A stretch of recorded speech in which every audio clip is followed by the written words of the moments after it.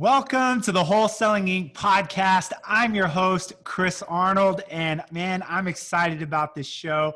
There's no question that marketing is probably one of the sexiest and hottest topics when it comes to real estate investing, particularly wholesaling. And a lot of times we talk about strategy, but we're going to do something different today. I actually have on a very special guest who is my director of marketing for my company. And so there was a point literally in my journey where I handed over the baton of marketing to someone else. And so as you're listening in today, this is kind of a twofold conversation. Number one, if you were considering or maybe in the future about getting a marketing manager, this will kind of just begin to paint that vision for you.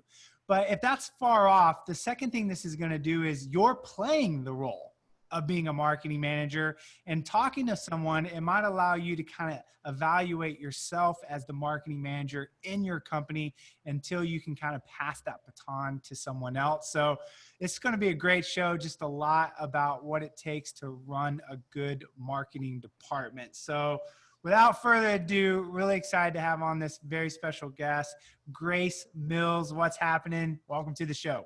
Hello, everyone. Super happy to be here. Really, really excited. If there's one thing I love, it's definitely ranting and rambling about marketing. So Absolutely. super excited. So Grace, let's give a little bit of background. People ask well, how did Grace become the director of marketing? Did you hire into that position?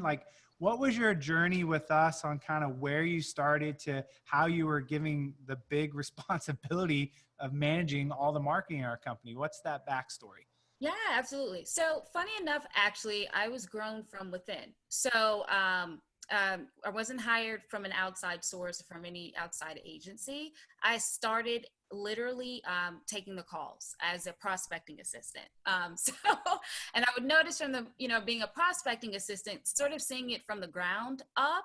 I was the one talking with the prospects as they're coming in, and I would notice different things that they were saying or just feedback in general that they were giving that I'm like, hey, I'm wondering if we could use that line, or, hey, I'm wondering if we could sort of play off of what these, the leads are already telling me from the position of a prospecting assistant. So I sort of waved the flag to, the team, like, hey, I've noticed that people are saying this. Is there any way, who's in charge of doing the direct mail flyer? Could we play with this wording or play with this sort of outline based on what they're saying?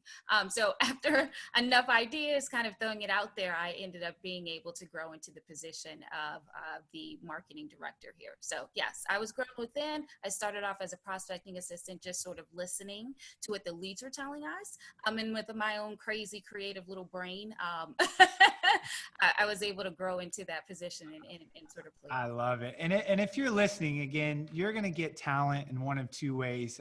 Either you're going to find talent and you're going to bring them in to go directly into a higher level position. We're talking about executive or director level positions like a director of marketing. Or you're going to do the job of raising up leadership within. And in my personal opinion, the two both work, but the one that has higher probability and always just creates greater retention, greater gratitude is raising somebody as a leader up in the company because they know what it's like to work up the ranks, and they got a greater understanding, as you said, Grace, of how this runs because you started ground level. It's kind of like the guy that owns a company and his son wants to run it one day. The best thing to do is what? Start him on the floor and then raise them up over time, never just throw them into the executive position. And so you did a great job of earning your way there.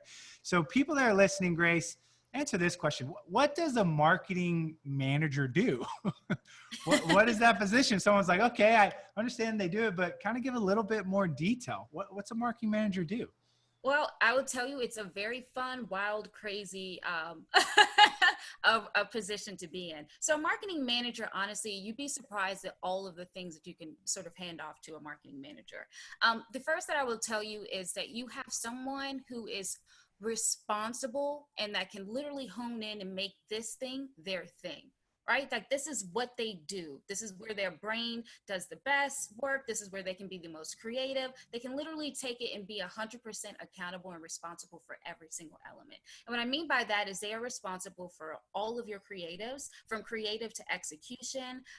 It doesn't matter what, if that's a digital, if that's handling your direct mail or running your SEO, they're responsible for the ground level of it, creating it, brainstorming, and actually implementing and then executing every single piece of that, on top of managing all of the budgeting and the billing. So it sort of takes a lot off of of your plate. If you don't currently have one, the marketing manager literally handles everything from start to finish, and every little thing that comes up in between. Additionally, I would say research is super, super important on the marketing end. That person has the ability to watch trends, to attend webinars, webcasts, any marketing conferences, just so they can always keep a note on what is going on in your industry or what other people may be doing. And they also can, if I had to use the word, stalk your competitors for you. If you don't have to reinvent the wheel, don't.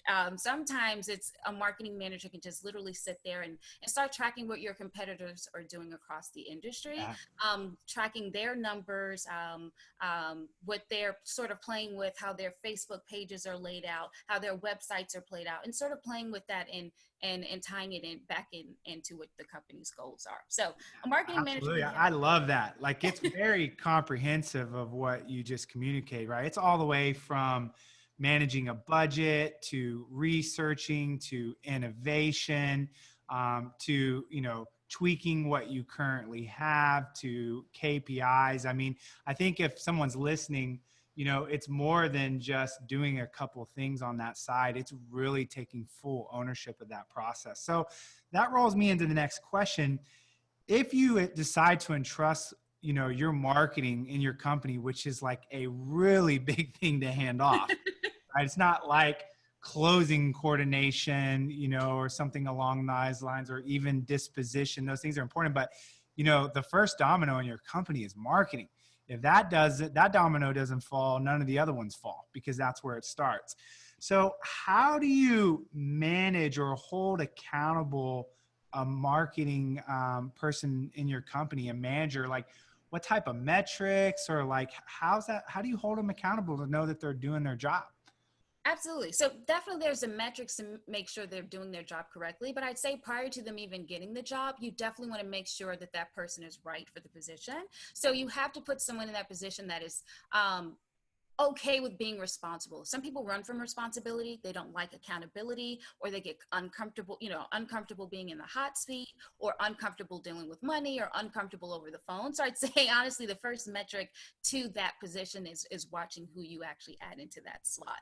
It has to be someone that's okay with being in the hot seat, that can talk on the phone, that represents your brand well, and that when, if anything goes wrong, they're not going to hide away from it, that they're honest about it, and they're like, hey, here's actually like solutions we can put into place. But on the metric sides, in terms of KPIs, you definitely want to track overall the budget. You should always start the marketing person off with a budget. Where are they clear on what needs to, what's the amount of money you want spent on this particular campaign, and what are you looking for in terms of a return? So that marketing person is clear on a start. Here's the budget I'm starting with, but here's the goal in terms of return or revenue that as a company I need to actually meet.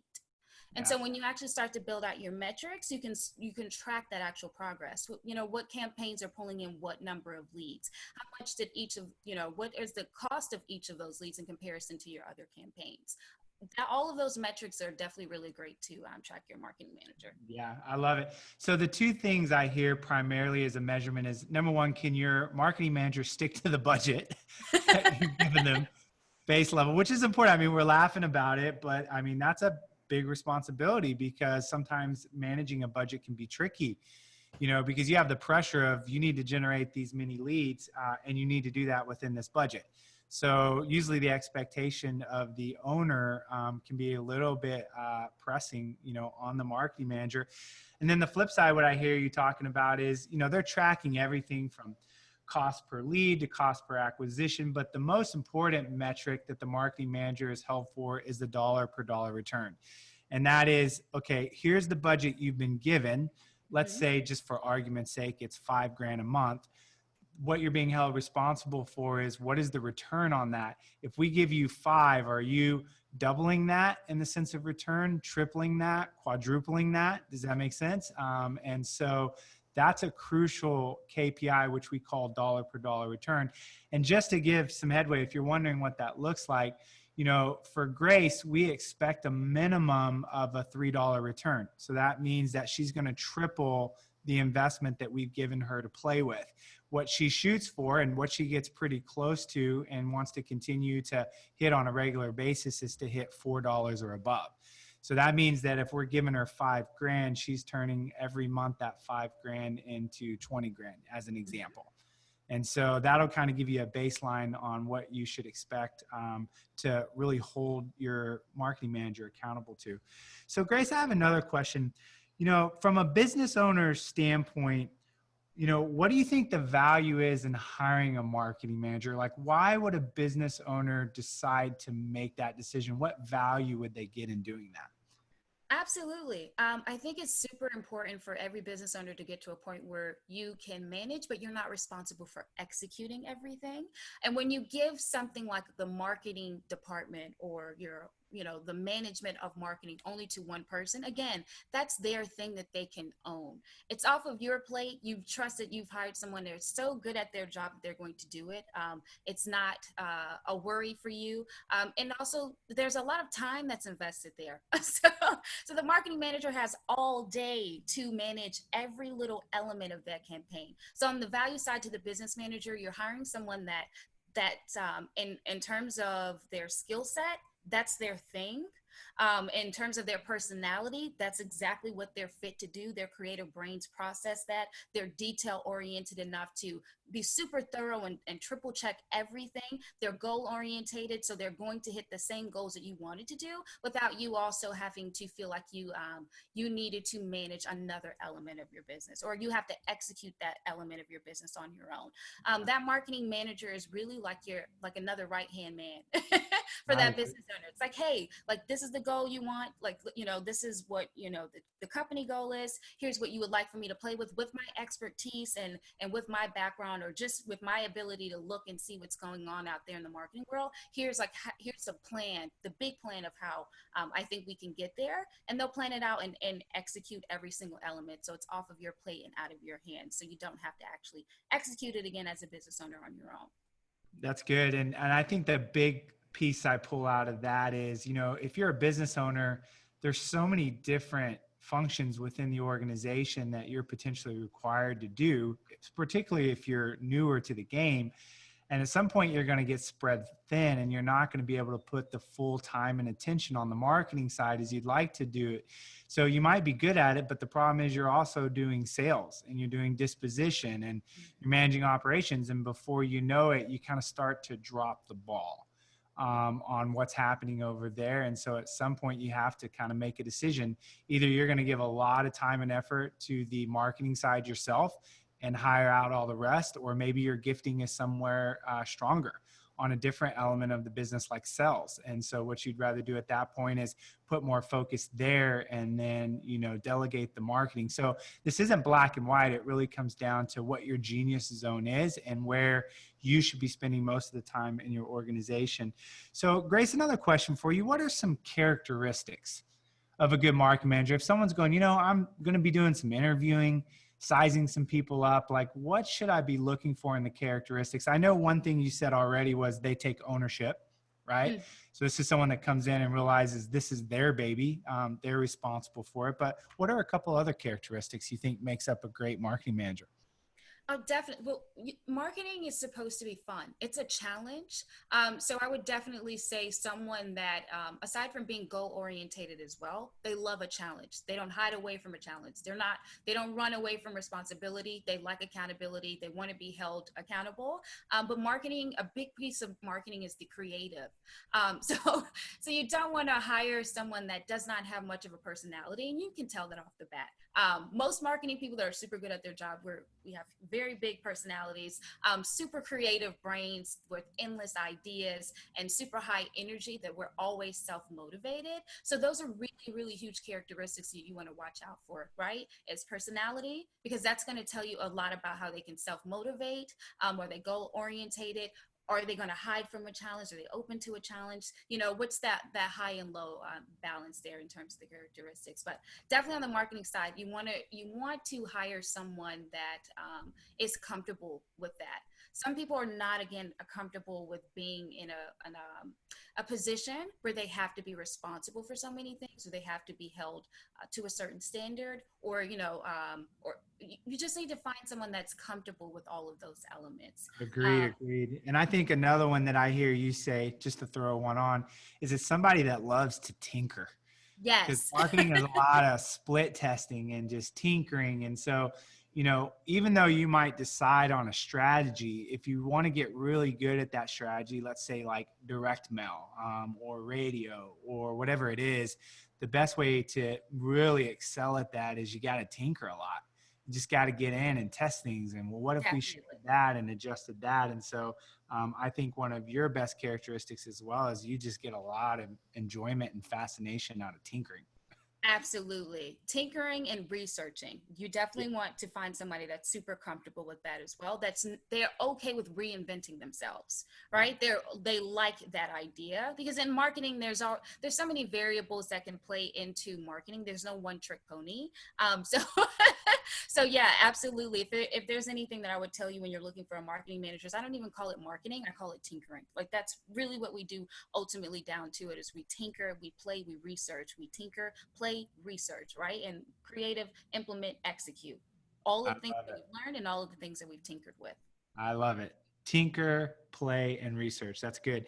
So, last question around this before we kind of transition into something really interesting too along the marketing side is, someone's listening and, they might be new, as we said, and they're listening to this and going, do I have these qualities? I think this is a good challenge for someone that's doing this themselves, just to really evaluate themselves while they're in that role. Someone else might be listening going, I've been in that role for a while. I think it's time for me to fire myself and put somebody else in that seat so I can move to a better seat in my organization. But when should someone consider hiring a marketing manager? How do you know that it's time to do that? Absolutely. I think that a lot of people realize that a lot earlier on than than sometimes they're willing to admit out loud.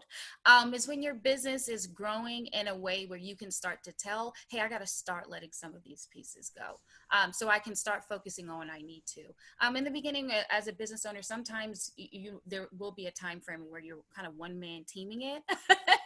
But you'll notice that, hey, I'm getting to a point where the volume is starting to pick up, or I think I'm ready to start picking up a new marketing channel, or I want to start playing with a new campaign that either I'm not quite an expert at, or that I really don't have the time to invest in. I think it's somewhere around there when you start to feel that your business is ready to go to the next level, or you could tell that your volume is growing, or you're wanting to grow and expand your brand and your campaigns into either channels that you're not 100% sure about, or either that that you really don't have the time to research, look into, and set it up and get it Yeah. rolling.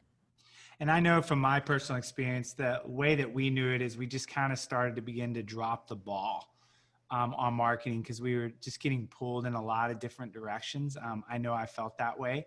And so even though I built some of the things, even now, Grace, that you've taken and bettered, I just realized like I didn't have the time to better it to the next level. It needed like full focus, and I couldn't give my full attention to it because there were other things that were more important at the time. And so that's how I really knew that it was time to let you take over that and let go of control, pass the baton, which is great. So I think it's just some excellent things. It's just a lot of things that get you thinking about. And as always, whether you're making the decision now or not, you definitely just want to begin with the end in mind, and just allow your brain, if you're listening to stuff like this, go, I'm not there now, but at least it's getting you to stretch your brain to think about how your organization can be built out at a bigger level. Because the one thing I know about everyone listening is they didn't get into this to own a job. They got into this to build a business, and that is a business that runs without them, a business that they can work on, not a business they work in. And if you want to get above the business and work on it and not in the day-to-day, you're going to have to find great people like Grace, and elevate them in your organization. So Grace, this will be the first time we've talked about this together on a podcast, which is super fun, is radio.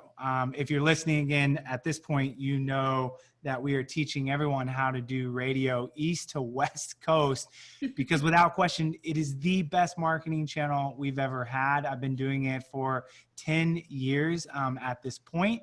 And since Grace has taken over, out of everything we do, like pay-per-click and direct mail and all of those things, radio is just head and shoulders above any marketing channel that we have. And so, Grace, I wanted to ask you some questions today, because I don't know if you realize this. I was going to throw this out here. You know, we launched back in December, so this is new, something we've kind of held in our kind of back pocket for a while before we rolled it out to show other people how to do it. We're coming up on 100 students at this point. I don't know if you know that we've actually either helped set up somewhere around the country or in process. So that's quite a bit. There's been a lot of interest, a lot of excitement around this. And we're at a place now where we have people coming back as students just going like, thank you. Like, that was a game changer. It's set it and forget it. And, you know, I'm getting lead opportunities where I was really struggling just doing outbound stuff. Now I've got some great inbound marketing. So I'm going to just throw questions. If you're listening, like when I bring on people in my company, they don't know what I'm going to ask them. And the reason I do that is because I can get a more legit answer for you guys in the audience, because they don't have time to think about it. So Grace, here's my first question. What is the type of student you find generally is making up the people coming in? And again, removing outliers, are these people that are really seasoned doing radio? Are these people that are maybe newer to the game, only been a year or two? Like, who are the people that are coming in and really going, this is great for my business, and capitalizing on it? What's the demographic that you're seeing there? Oh, absolutely. I'd honestly tell you 99% of our students have never thought about doing radio or never attempted to do radio on their own. And the very few that have tried it once and tried it with no real structure. They sort of just dove in, didn't understand the data or really what they were doing. They were just kind of picked the station off the top of their heads and were like, hey, I hope this works. And then it didn't work. And they went, oh, I'm pulling back off of radio because it didn't actually work. But the bulk of our students, I'd say 99% or a little over that, have never ever tried radio before. Didn't didn't know where to start, where to begin. Thought it was something that could be useful for their business, but had no idea anything around radio. And in terms of just overall, the majority of our students aren't very seasoned. We have quite a few of our students that are very new, maybe like 3 deals or so underneath their belt, and then somewhere intermediate. Very few of our students that are seasoned across the board that are in our program. So for the ones that are new, which is a good chunk, and when we define new, I'll say that under 2 years experience, right? Mm-hmm. Have wholesaled. Again, we have a minimum standard. You have to wholesale at least 3 deals to qualify, because we want you to have a little bit of seasonality to you. But my question, around those particular students that are coming in, do you think it's been challenging, or the fact that they're new has gotten in the way of them capitalizing on radio? Or do you like that hasn't made really much of a difference for their success? No, honestly, I think it comes down more on the characteristic sides, that they're willing to get in and do it. They're super confident. They're willing to listen. They want to learn, and they're game to jump in there and get it done. And it hasn't affected their success at all. As long as those characteristics were there in place, that they believe that they could do it. They love a challenge in that way, and they're willing to learn something new. Absolutely. That hasn't affected their success at all. And being on the newer side. So here's my question. So what do you feel like the characteristics are that our students are communicating why they're choosing radio over other lead channels? Like, what do you think is their thought process on, these are the 2 to 3 characteristics about radio that made me go, you know what, I really want to execute on this in my business. What are you seeing there? I definitely think it's the growing and expanding their brand, or legitimizing their brand even further. That brand reputation, that element is something you can't get on direct mail. um, you can run, PPC, but it doesn't do a whole lot for your brand there. There are other marketing channels that exist. It's very difficult for them to build their brand or expand their brand off of, or gain any brand recognition off of it, the way that radio can. That's a good one. So brand recognition. And I know doing all the welcome calls, I would agree with you on that, Grace. I have a lot of people coming in going, everything I'm doing is generating leads, but nothing I'm doing is building my brand, which I understand is super important for me from a long-term thinking standpoint. So I totally agree with you on that. What's the second one? I definitely would say it's the low maintenance of radio in comparison to other sources. Radio is super, it's you set it and forget it, right? It's not a source that they're finding themselves, they have to go and chase after people. The people are coming to them. And it's not a crazy setup. It doesn't involve, like direct mail where you have to get the right list, and then you have to clean up the list, and then you you have to get the printing company and the right card together before you can actually drop the card, and then you have to wait for the card to drop in order to see what that volume comes in at. Radio for them, I think a big characteristic or a big point that they were really interested in is the low maintenance and the ability to have inbound calls. That's probably one of the number one that I hear, Grace, on my side, because again, I've never asked you this question. They call in, and what I hear them say is, I'm working still in a job, or I've got family, these type of things, and I want to build this business, but I got to do it in a way that's not cheating the rest of my life. It's not stealing, and I don't want to feel like when I launch a marketing channel that I just launched an additional job. Because I don't have time for that. I need something I can get in that's going to generate me great lead opportunity and is not going to eat up a bunch of my time. Because things like cold calling, text blasting, and again, those things work. We're not saying don't do them, but you got to spend a lot more time on that side in order to generate those opportunities versus radio. All you got to do is just wait for the phone to ring, which is huge. And so I think that's a big one. And again, if you're listening and you just want to put a face with the name, no, you can always jump over onto YouTube to our channel, which is Chris Arnold Real Estate, and definitely subscribe and get a lot more free value that we provide even outside of this podcast. So it's a great way to do that. Give me one more characteristic, Grace, that you feel like you're hearing from students about why they're signing up and doing radio. I definitely think it's the radio's ability to pull quality leads. That it's not as much as a fight. With some other lead sources, it may, pull in a ton of volume, but then you have to sort through all of the junk. Whereas radio, the way you go about it with your messaging, you end up generating very high quality leads without a lot of effort. And without a lot of tire kickers, or you will find some really interesting stories in there from time to time. But I definitely think it's the higher quality of leads that actually are coming in via the radio because of the way you're messaging. And again, it helps build, and expand your brand. Radio is a great way to put your message and your brand in front of people that are ready to make a decision. And so when they actually call in, they're not calling to tire kick as much as other leads or unnecessary voicemails. Like, they are actually calling in to get something done. They're motivated. They heard your ad. There's something in that ad that clicked as a pain point for them. They're like, done deal. Let me dial them now. I think it's definitely the opportunity of pulling in higher quality leads than what they were able to pull on other campaigns and channels. Yeah, that's great. So let me sum that up. The top three things you see are, number one, I want to build a brand. Radio allows me to do that at a really high level. I mean, even attain celebrity status in my area. Number two, I can set it and forget it. And number three, it's going to generate me the highest quality lead that I can generate. And those are great. I think you nailed them. I don't think I would probably argue on any of those. So last couple questions, wrapping up.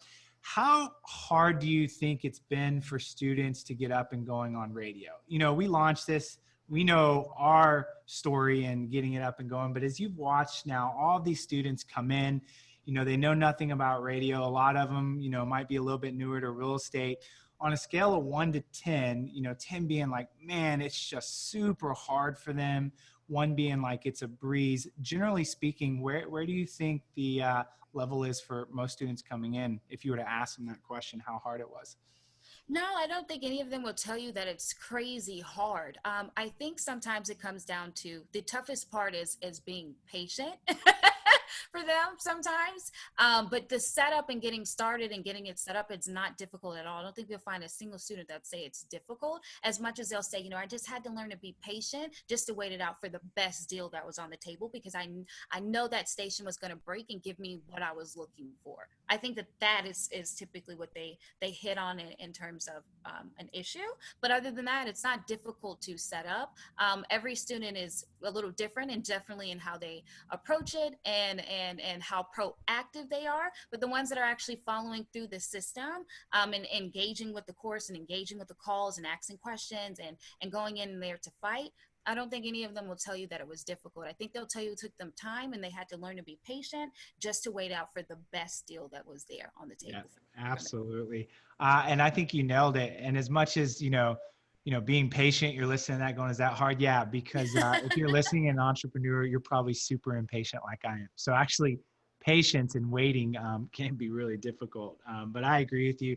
I ask a lot of the students when I interview them on the podcast, Grace, and I ask them on a scale of 1 to 10, and the range of number that I get back is usually like a 2 to 3. Every time I've asked that question, I don't think anyone's mentioned above a 3 yet. Maybe we'll get a 4 or 5, but I think it drills at home that they're like, yeah, this was not too difficult to set up. So the last question around this, Grace, which is the most important, and that's what everyone really cares about. What type of success have the students experienced as they launch on a radio in a city? I mean, how long before they start getting calls and how long before we see they start executing deals and getting a return? Like, generally speaking, like, what are you seeing on that side with the students? Yeah, absolutely. So, and I love being able to hear our students' stories as well. And we know our proof in our pudding, but I love to hear what our students' stories and what they're seeing. I would tell you that when they're getting it set up, they're getting calls within the first couple of weeks. We've even have students that are securing contracts by their third week. So in the first 30 days of setting up radio, they're already getting calls and some of them are already pulling off of a couple of contracts. And then some are pushing, they get their first contract maybe at day 60. But absolutely, we're getting students that are already, on radio and in the first few weeks getting lead volume coming in there and getting quality enough lead volume that they're able to contract it. Yeah, and I agree. And that's a great turnaround because other things like cold calling, things like that, again, which work, they just take longer to really get a return on that. It can take months before you get your first deal. Whereas radio, as soon as you launch, people hear it, they start calling in within the first few weeks. And because those qualities are high quality, we've got students who are just picking up deals. As you said, second, third week, we had students that have picked up 2-3 deals in the first 7 days. Yes. Which has been crazy. And you'll hear as you, if you continue to tune in on the podcast, you'll hear those student stories come in and talk about their success so far. So I think that's the thing that was coolest for me, because here's the thing. We know that radio worked for us in Dallas, just being really transparent. Obviously, we believe that it would work in every market across the country. But now we have the proof of that. I mean, east to west coast, up to almost 100 students. And it's just working from small market to mid market to, the big markets. And so it's just really, really exciting to watch other students come in and find something that's really impacting their business at a big level, because we're talking about, your average deal is 10, 20,000, depending on your area. And you're talking about a source that's going to create numerous deals for you. So, for us last year, Grace, just to give the listenership an idea, we did $770,000 in revenue just off of radio. 770,000. That's big. Yeah. Off of one source. So there's a lot that can be done there. So if you're listening, and again, I know it's at a point now where you've heard radio and you're just deciding, okay, when am I going to cross the line?